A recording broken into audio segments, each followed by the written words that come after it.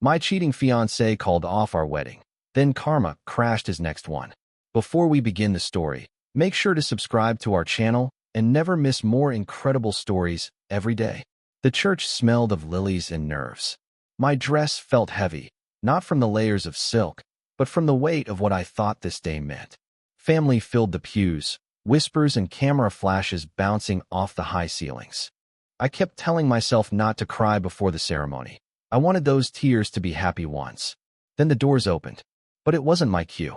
It was Adam, my fiancé, still in his suit, tie loose, looking like he'd run here. "We need to talk," he said, voice tight. The whispers turned into silence, the kind that crushes you. I stepped toward him, heart racing. "Adam, what?" "I can't do this," he said, loud enough for everyone to hear. "It's not right. I've been seeing someone else." It felt like the ground disappeared beneath me. I searched his face for a hint of a joke, a mistake, something that would make this stop being real. But all I saw was guilt wrapped in cowardice. "You're telling me this now?" My voice cracked, but I refused to cry in front of him. "I thought you deserved to know before," he trailed off, eyes flicking toward the exit like he couldn't get away fast enough. I heard my mother gasp. My best friend cursed under her breath. Somewhere, someone's phone camera clicked. Adam turned and walked out, leaving me standing there in my wedding dress, surrounded by flowers, music still playing. My hands shook, my vision blurred, and the world tilted. 6 months later, I stood in the back row of a different wedding. His wedding.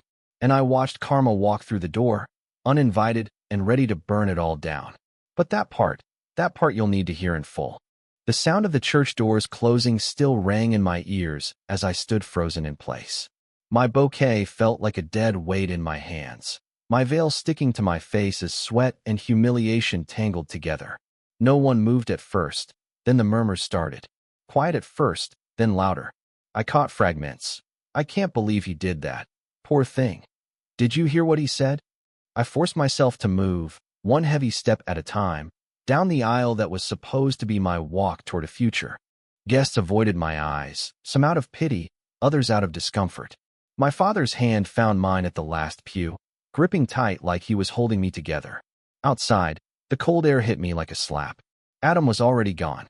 No confrontation, no closure, just the image of his back disappearing while I stood there in front of everyone I loved. The days that followed were a blur of canceled deposits and returned gifts. I boxed up the dress and shoved it into the back of the closet where I couldn't see it. The florist, the photographer, the caterer, all calling, all asking for instructions, their pity wrapped in polite voices. My phone was worse. Some messages were supportive, but others were cruel. Anonymous accounts calling me naive or too blind to see the signs. And deep down, I knew they weren't entirely wrong. I thought about the nights Adam had worked late, the times he took his phone into the bathroom, the sudden distance in his kisses. Every red flag I'd ignored now burned bright in my memory. And then, one night, my best friend Claire sent me a photo that made my stomach drop. Adam, laughing in a bar, his arm around a woman I didn't recognize. The caption read, "New fiancé?" I stared at the screen, while rising in my throat. He hadn't just left me. He'd upgraded, or so he thought. And when I learned about their rushed wedding date, I realized something. Karma wasn't just coming for him. I might be the one to hand her the invitation. Claire and I sat in her kitchen, the glow from her phone screen painting our faces in cold light. She zoomed in on the blurry bar photo, Adam's arm draped casually over the shoulders of a tall, striking brunette in a red dress. Even in the low resolution, you could see her smug smile, the way she leaned into him like she'd already won. "You don't know her?" Claire asked, sliding the phone closer to me. I shook my head, my stomach knotted. "No, but she knows about me. She has to. Everyone did." Claire tapped the screen. "She's tagged in this post. Name's Vanessa Holt. Lives in the city. And wait." She scrolled, her eyes widening. "She's a wedding planner." The irony hit me so hard I almost laughed. A wedding planner. She probably saw my venue, my dress, my date, and decided to make my life her project. Over the next week, I became a ghost in my own life. I barely ate, barely slept, just scrolled through Vanessa's curated Instagram feed. Champagne glasses, satin gowns, flower arrangements, all under captions about true love and meant to be. And then, buried between the filters, The bombshell, a post of her left hand, a diamond on her finger. Adam's diamond. My diamond. The caption was nauseating. I said yes to forever. Counting down to the big day. The comments were full of congratulations. But one, from a mutual acquaintance, made my pulse quicken. Wow, so soon? Didn't you just meet? 2 clicks later, I had the answer. They'd met months before he called off our wedding. Months. Claire leaned over my shoulder, her voice low. They're getting married at Crestwood Manor. 4 weeks from now. Crestwood Manor, the same venue Adam and I had toured. The one he'd said was too expensive. I felt something shift inside me then. The grief was still there, but it was hardening into something sharper. And that's when I realized, if he thought humiliating me was the end of the story, he'd forgotten that I could write my own ending. I told myself I was just curious, that I only wanted to see how quickly Adam had replaced me, how far he'd fallen into this shallow fairy tale with Vanessa. But curiosity has a way of turning into obsession, and soon, I had every detail about their upcoming wedding laid out in a messy folder on my laptop. Claire helped me dig. She still had connections in the city's event planning world, and one night over cheap wine, she smirked and slid a crumpled piece of paper across the table. Early draft of their guest list. Don't ask how I got it. I scanned the names, and my stomach dropped. There, in bold letters, were people who had sat in my living room, eating my food, laughing with me while pretending to be my friends. Worse, Adam's parents were inviting mine. As if rubbing salt in the wound, they wanted my family to watch him marry the woman he cheated with. Claire poured more wine. You could crash it. I laughed bitterly. Crash a wedding? What am I, in some low-budget rom-com? She shrugged. Better than watching from the sidelines. But something about that list stayed with me. I recognized a few names I'd barely noticed before, business associates, old college friends, even a local journalist.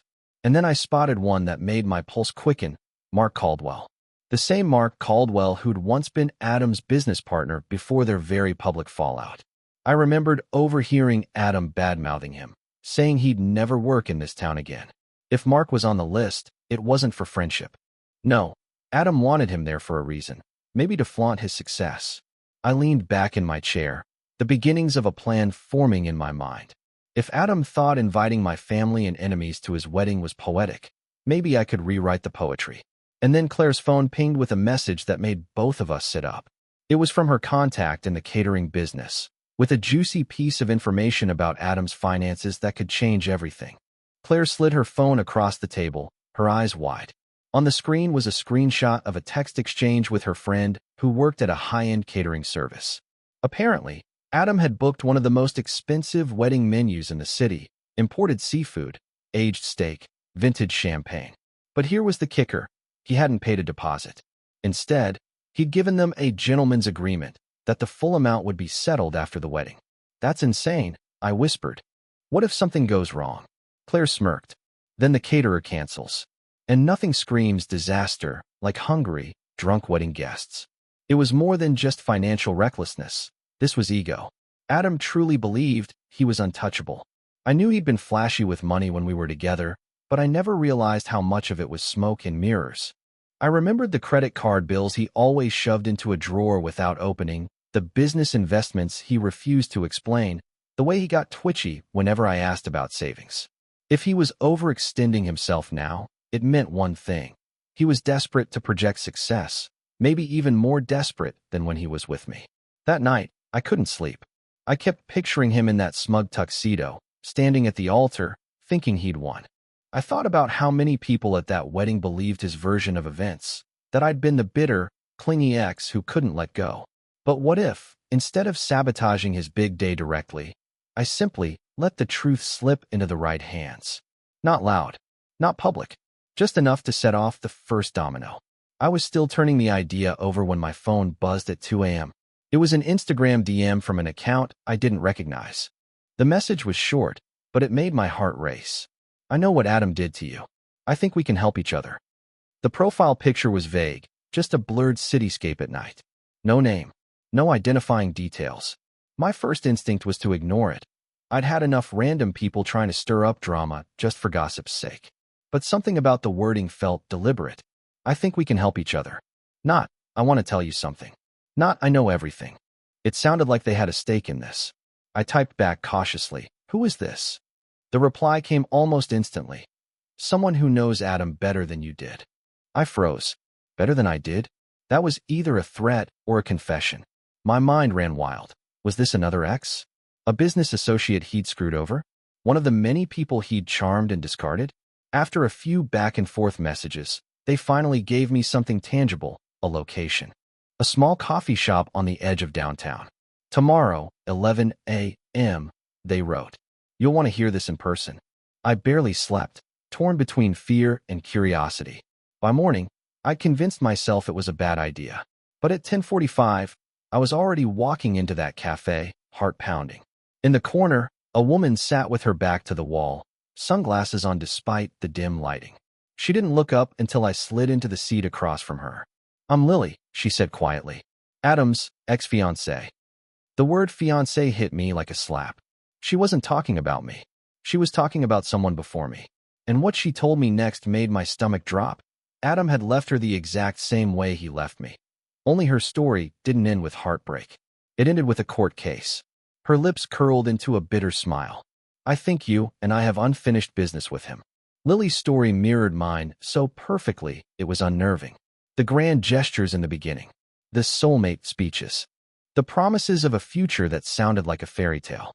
Then the gradual distance. The unexplained late nights. The vague business trips. "He thrives on the chase," Lily said, her voice low but laced with venom. "Once he feels like he's won, he starts looking for the next prize." But her story had a darker twist. When she ended things, Adam didn't just vanish. He tried to financially ruin her. Fake debts, manipulated contracts, lies that got her blacklisted from her own industry for months. It wasn't just emotional destruction. It was calculated. "What stopped him?" I asked. She smiled grimly. He underestimated how many enemies he'd made. Over the next hour, she laid out a pattern, a trail of women, some short-term, some long-term, all left in shambles.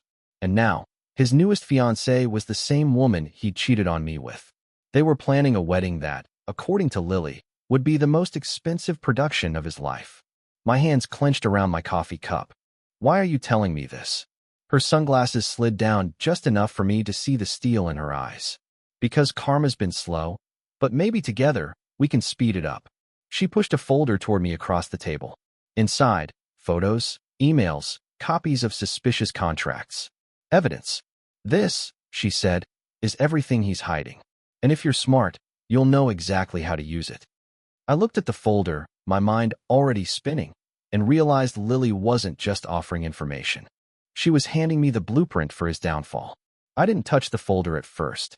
It sat between us like some cursed object, radiating potential, both dangerous and intoxicating. "What exactly do you expect me to do with this?" I asked, my voice sharper than I intended. Lily leaned back, a smirk curling at her lips. "Whatever you want. Destroy him. Expose him. Or just let fate take its course with a little nudge." I flipped through the pages despite myself. Photos of Adam meeting with what looked like shady business associates. Email threads detailing inflated invoices and side deals that would make his investors furious.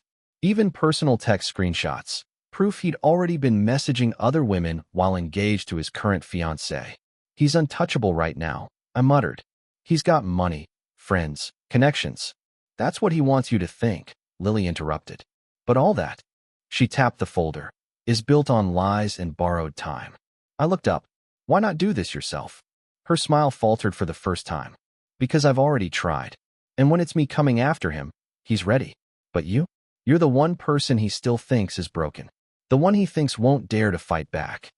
The words lit something inside me. That image he had of me, humiliated, powerless, it had been suffocating me since the day he left. "What's the catch?" I asked. "No catch," she said, standing and tossing cash on the table for her coffee. "Just, when the time comes, invite me to the wedding." She walked away without another word, leaving the folder in my hands. And as I stared at it, I realized this wasn't just an offer. It was the first real weapon I'd had in months. I didn't know exactly how yet, but Adam's perfect new life was about to crack. That night, I spread the contents of Lily's folder across my kitchen table. The more I read, the more my pulse pounded in my ears. Every page was a piece of the puzzle, Proof that Adam's success wasn't built on brilliance, but on lies. Invoices that didn't match the services provided. Fake signatures. Emails to shell companies. And then a contract with a date that made my stomach twist. It had been signed while he was still with me. While he was working late. I felt the old hurt clawing at me, but this time it didn't crush me. It sharpened me. Step 1 was clear. Test the waters. See if the cracks could be widened without drawing attention to myself. I started small. I forwarded one innocuous email, one that hinted at an overbilled client, to a journalist I knew through my cousin. No accusations, no drama, just thought you might find this interesting. 2 days later, I overheard someone at the cafe talking about a local company being investigated for financial discrepancies. They didn't name names, but I knew it had started. The temptation to keep going was overwhelming, but I forced myself to move slow. The last thing I needed was for Adam to realize where this was coming from. And then I saw the save the date card on social media, embossed, over the top, tagged with their nauseating hashtag. Hashtag happily ever Adam and Chloe. The date was less than 2 months away. I stared at it for a long time, my fingers itching. Lily had said, invite me to the wedding. Maybe I could do more than just watch karma work. Maybe I could help it find the perfect stage. I didn't sleep that night. My mind was a carousel of possibilities, each more outrageous than the last. I wasn't sure yet how much of the chaos I wanted to cause versus simply witness, but one thing was clear. I needed a ticket to the show. The next morning, I texted Lily, got an idea, but I need to get on that guest list. Her reply came almost instantly. Leave it to me. By the end of the week, I had a gold-foiled wedding invitation in my hands. It wasn't addressed to me. It was to a +1 for someone Lily knew in Chloe's circle, but it didn't matter. It was my ticket in. The RSVP card had 2 little boxes, accepts with pleasure or declines with regret. I ticked the first one, grinning like a criminal signing her confession. With my seat secured, the real planning began. I started assembling a quiet little arsenal, screenshots of Adam's affair timeline, copies of those shady contracts, even a few pictures of him looking very cozy with Chloe while we were still engaged. I wasn't going to just dump them all in public. That would be too obvious. No, I wanted whispers. Suspicion. A slow burn that would turn into an uncontrollable blaze right when they least expected it. And then Lily dropped the real bomb. She'd heard rumors that Chloe's father, a very traditional, very wealthy man, was footing the entire wedding bill, but had no idea about Adam's past or his financial creativity. That was when the plan solidified in my mind.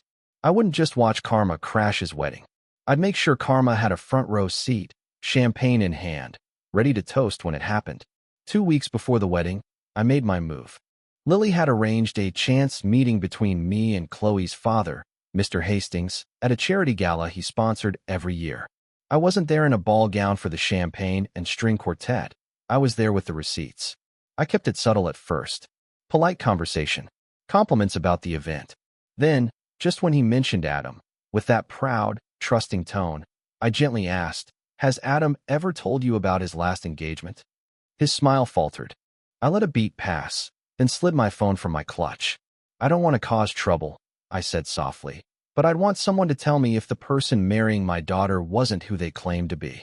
One photo at a time, I showed him, Adam and Chloe together during my engagement, his fake contract signatures, the screenshot where he bragged to a friend about landing a richer model. The silence between us was heavy, broken only by the distant clink of glasses. His expression hardened, his jaw tightening like a vice. He thanked me, curtly, and excused himself. I knew then that a fuse had been lit. I didn't know exactly how Mr. Hastings would handle it, but I had a feeling it wouldn't be quiet. And I was right. 2 days later, Lily sent me a screenshot of a text she'd gotten from someone in Chloe's bridal party. You won't believe this. The Hastings family is having a meltdown over Adam. The countdown to the wedding had just become a countdown to detonation.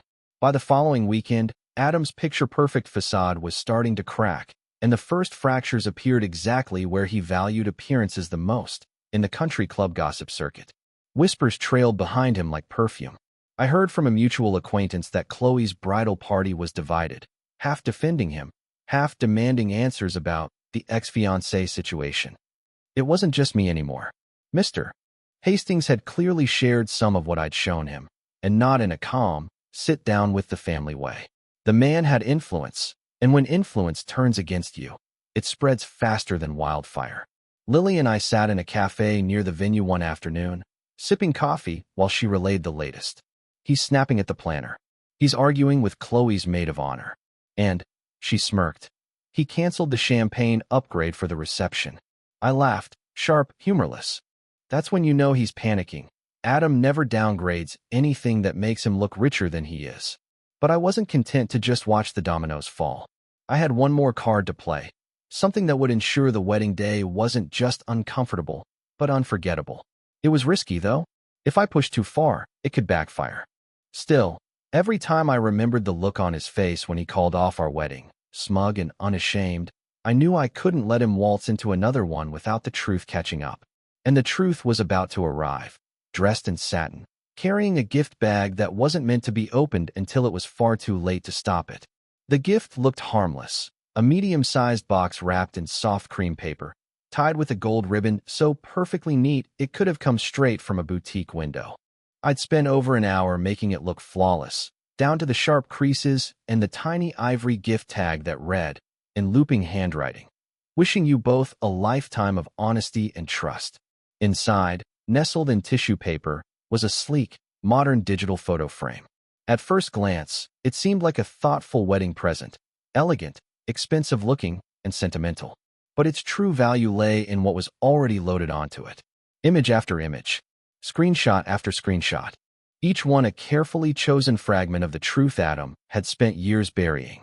Romantic selfies of him with me taken during weekends he'd claimed to be on business trips with his friends.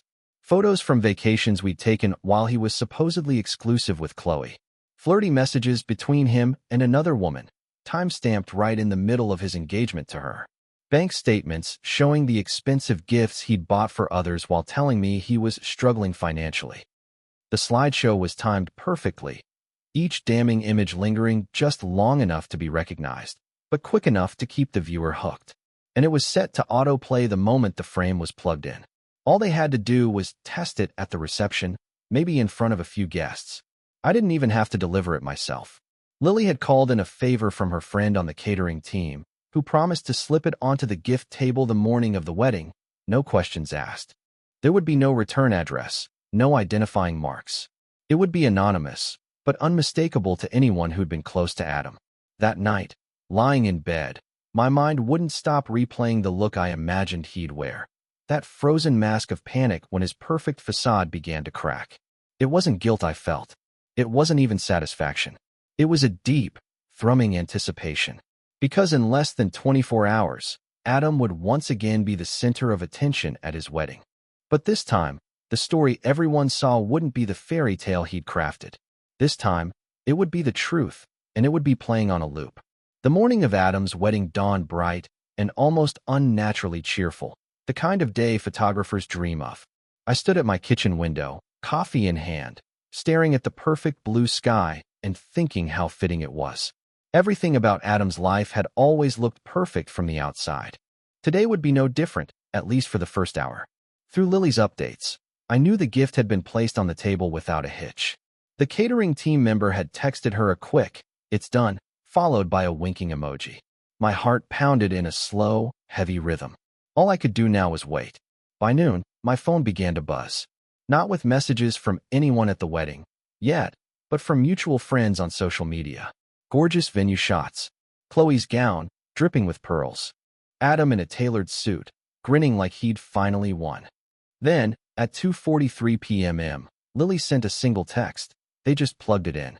I didn't even reply. I just sat there, gripping my phone so tightly my knuckles ached. I could picture it, a few guests gathered around, expecting to see a sweet slideshow of the happy couple. Then the first image would appear, and the next, and the next. By the time the third photo rolled, the whispers would start. Someone would gasp. Someone else would grab their phone to snap a picture. Chloe would lean closer, frowning. Adam's smile would falter. And then, like a wave pulling back before a storm surge, the room would fall silent, only for the hush to shatter into chaos. Voices rising, chairs scraping, someone demanding answers. Adam stammering, face pale. Chloe's mother looking like she might actually throw her drink at him. Lily's next message came 5 minutes later. It's a disaster. She's crying. He's shouting. People are leaving. I let out a slow, measured breath. My hand stopped shaking. The man who'd once left me broken in front of a room full of people was now standing in his own personal spotlight and drowning in it. Tomorrow, the whispers would spread far beyond the wedding. And Adam? His dream life was unraveling in real time. The footage hit social media before the reception even ended. A shaky phone video, the giant screen flickering with photo after incriminating photo of Adam with women who were definitely not his bride, was already racking up thousands of views. The captions were brutal. When your wedding slideshow becomes an episode of Cheaters, and this is why you check the USB before plugging it in. By evening, my inbox was full. Some messages were from old friends who had watched my humiliation years ago and now wanted to congratulate me. Others came from complete strangers who had pieced together the backstory and just wanted to say, "Justice served." I didn't reply to any of them. Instead, I poured myself a glass of wine and sat back on my couch, watching the fallout unfold. Chloe's father had demanded the venue refund the reception, and guests were leaving in droves before the cake was even cut. Adam had been left standing in the middle of the chaos, Ty Askew, shouting at Chloe while she hurled the bouquet at his chest. By nightfall, Chloe's Instagram was wiped clean. No wedding photos, no engagement shots, nothing. Adam's account went private, but not before the videos had already been downloaded and shared beyond his control. I didn't ruin his wedding with my own hands. I just set the truth free. The rest? That was karma. The next morning, I woke up lighter. Not because Adam was humiliated, though I'd be lying if I said it didn't feel good, but because I finally realized he had no power over me anymore. The man who had once shattered my future in a single sentence was now a cautionary tale, and I was the one who had walked away stronger. I took another sip of my coffee, smiling to myself. Somewhere out there, Adam was probably still trying to spin a story that made him look like the victim, but no one was buying it. And me? I was already planning my next chapter, one where he didn't exist at all.